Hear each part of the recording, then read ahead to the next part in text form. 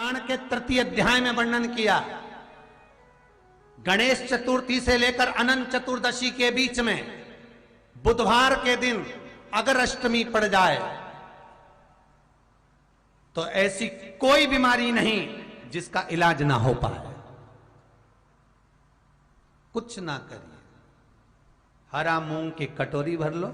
मूंग जानते हो, हरे मूंग, मूंग की दाल होती है ना, जो हरा मूंग, आखा मूंग हरा की कटोरी भरो, उस पर गुड़ की एक खोड़ी, गुड़ की बट्टी, गुड़ की एक बाटी उस पर रखो, 5 बेलपत्र रख लो।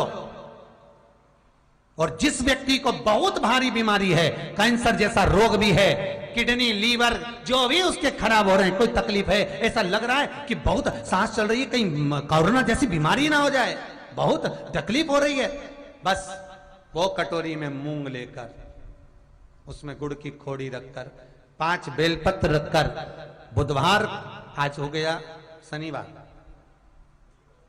कल रविवार, फिर सोम मंगल और फिर बुध, और अष्टमी तिथि, राधाष्टमी भी है, दुर्वाष्टमी भी है। दुर्वाष्टमी जिस दिन भगवान ने, गणेश जी ने एक राक्षस का संहार करा था और कश्यप ऋषि ने उनको दुर्वा दी थी, वो अष्टमी है। पहली बार दुर्वा चढ़ी थी गणेश जी को, उसका व्याख्यान आएगा भी कथा।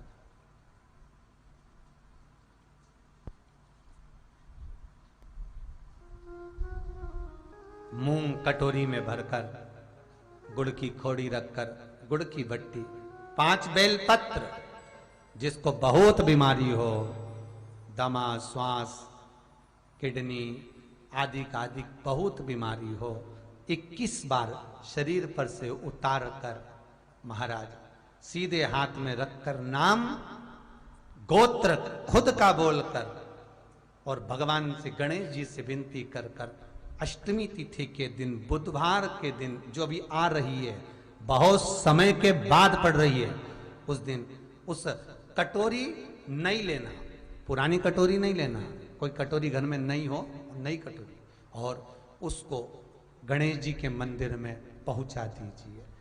गणेश जी के मंदिर में पहुंचाएं, गणेश जी के मंदिर में पंडित जी भी बैठे रहें, हाथ में मत देना उस कटोरी को, भले दरवाजे पर, चौखट पर, गणेश जी के राइट हैंड की ओर, आपका उल्टा हाथ होगा, गणेश जी का सीधा हाथ होगा, तो गणेश जी का जो राइट हैंड हो, दर्शन करते समय सीधा हाथ इधर आएगा, उस हाथ के वहीं पर, अर्थात जमीन पे ही रख देना, पर रखना भूमि पर ही। महाराज कैसी भी बीमारी होगी, अगर चलने में भी तकलीफ हो रही होगी, तो अष्टमी को कर कर देखना, 11 या 12 तक आपको अंतर मालूम पड़ जाएगा। ये अष्टमी कोई साधारण नहीं आ रही, बुधवार को। श्री शिवाय नमस्तो, श्री शिवाय नमस्तो। हमने मूंग क्यों चढ़वाई 31 दाना, तो उसका वर्णन शास्त्र आनंद में कर रहा है साहब।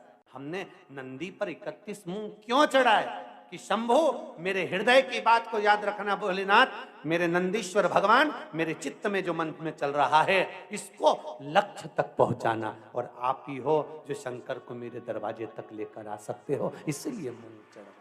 आप हो जो शिव को मेरे द्वार तक ला सकते। फलित कितना आनंदित होंगे।